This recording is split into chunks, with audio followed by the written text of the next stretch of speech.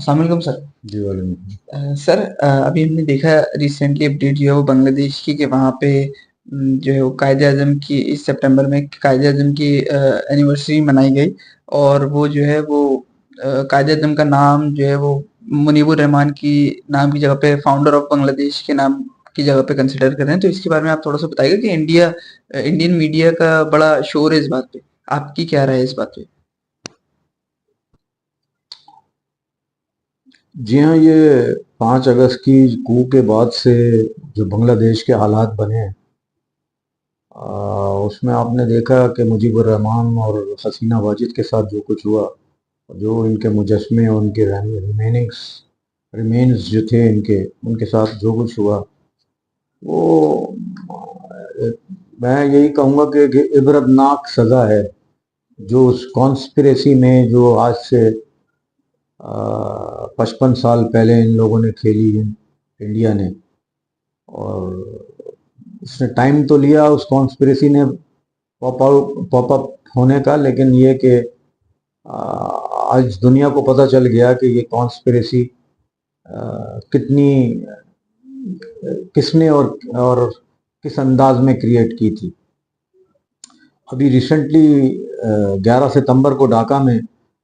National press club میں قائد اعظم محمد علی جناح کی 76 anniversary جو ہے وہ منائی گئی، جس میں جو نواب سلیم اللہ صاحب ہیں جنہوں نے ارینج کی تھی، اور اس میں پریزیڈنٹ گورنمنٹ کے یونس صاحب کی کیبنٹس کے بھی لوگ تھے، اور ہمارے بھی council general deputy council general جناب کامران دنگل صاحب جو ہیں وہ بھی موجود تھے۔ تو یہ بڑی خوش آئند ہے کہ وہاں پہ اس 76 اینیورسری میں قائد اعظم سے ریلیٹڈ اور اردو زبان سے ریلیٹڈ کافی لٹریچرز اور پوئٹریز اور اس طرح کی چیزیں جو ہیں بڑی خوش آئند طریقے سے سامنے آئیں، اور اس بات نے آج 55 سال بعد اس بات کو پروو کیا کہ بنگلہ دیش آج بھی جو ہے پاکستان کے ساتھ الحاق چاہتا ہے، یا اس دوران میں وہ ہمیشہ پاکستان سے الحاق کا خواہش مند رہا ہے۔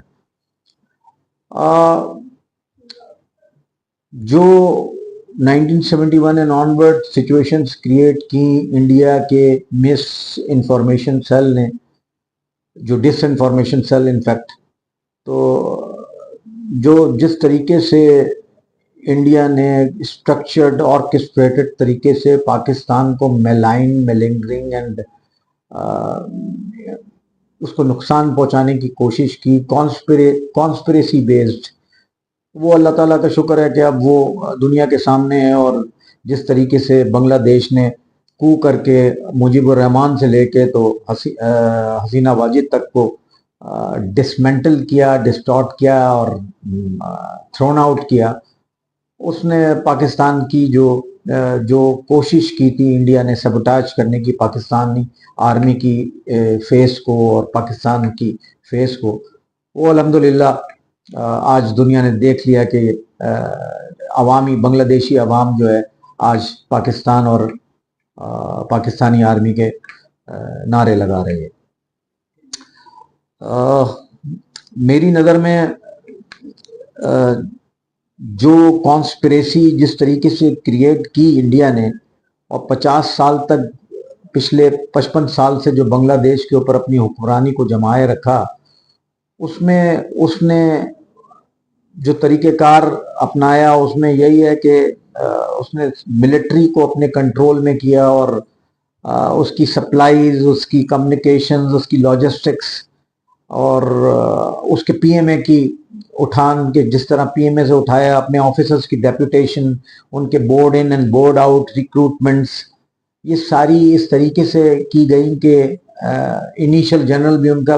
مفتی بوہانی کا ہی جنرل تھا، اور بعد میں جب ایک پراپر جنرل آیا وہ انیشلی تو انہوں نے اسی سے اپنا جنرل چلایا۔ تو میری نظر میں انڈیا نے کمپلیٹلی آرکسٹریٹڈ طریقے سے اپنے لوگوں کو امپلانٹ کیا تھا بنگلہ دیش میں، چاہے وہ مجیب الرحمان ہوں، چاہے وہ حسینہ واجد ہوں، یا ان سے ریلیٹڈ ملٹری آفیسرز ہوں. اور یہی وجہ ہے کہ انڈیا کی کنٹینیوس پالیسیز اور کنٹینیوڈ انفلوئنس کی وجہ سے بنگلہ دیش کی عوام نے بہت سفر کیا، جو کہ نہیں چاہتی تھی، لیکن پھر بھی وہ کسی نہ کسی طریقے سے ان کے چنگل میں پھنسی رہی، اور الٹیمیٹلی اس 5 اگست کے coup کے بعد سے اس نے اپنی آزادی کا نعرہ لگایا، اور آج الحمدللہ وہ اس میں کچھ حد تک کامیاب ہو چکے ہیں. میری نظر میں ابھی there is a long way to go for بنگلہ دیش. وجہ یہ ہے کہ پچھلے 55 سال سے انڈیا نے مختلف ڈپارٹمنٹس میں مختلف جگہوں پر انکلوڈنگ ملٹری اپنے لوگ باقاعدہ امپلانٹ کیے ہوئے ہیں، جو کہ جن کو جب تک اسکروٹنائز کر کے اور باقاعدہ پراپر طریقے سے ان کو ریموو نہیں کیا جائے گا، بنگلہ دیش اپنی فل اینڈ فلیج سوورینٹی پہ نہیں آ سکے گا. جیسا کہ اس وقت ان کے جنرلز بھی جو ہیں کہتے یہی ہیں کہ حسینہ واجد کی جو بہن ہے، سگی خالہ زاد بہن ہے، اس کے شوہر ہیں، اور انہوں نے ہی اس کو وہاں سے نکالا تھا جب یہ ایبسکانڈر ہوئی تھی 5 اگست کے بعد، 5 اگست کے coup کے بعد. تو میری نظر میں یہ بڑی خوش آئند تھی کہ آج بنگلہ دیشی عوام دوبارہ سے پاکستان کے حق میں نعرے لگا رہے ہیں اور اپنے بھائی ہونے کا ثبوت دے رہے ہیں، اور یہ ثبوت دے رہے ہیں کہ جو کچھ ہوا، جو کچھ پیسٹ کیا گیا دنیا نے، جو کچھ انڈیا نے آرکسٹریٹڈ طریقے سے پاکستان کو اور پاکستان آرمی کو ملائن کرنے کی کوشش کی، وہ عوام کے اس جو جذبے اور عوام کے اس اون نیچر نے کہ جس میں اس نے پاکستان کو اون کیا، ان تمام عوامل کو جو ان پر پیسٹ کیے گئے تھے کسی بھی حوالے سے، وہ اٹھا کر پٹک دیا.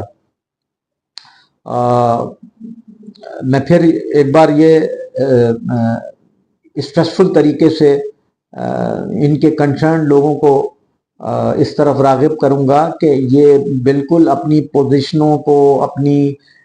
پولیٹیکل، اپنی نیشنل پوزیشنز، اپنی ملٹری پوزیشنز کو دوبارہ اسکروٹنائز کریں اور دیکھیں کہ کن کن جگہوں پہ ان کے امپلانٹڈ لوگ ہیں، اور اگر جہاں سسپیشن ہو ان کو ریموو کریں اور اپنے لوگ لے کر آئیں تاکہ یہ انڈیا کے چنگل سے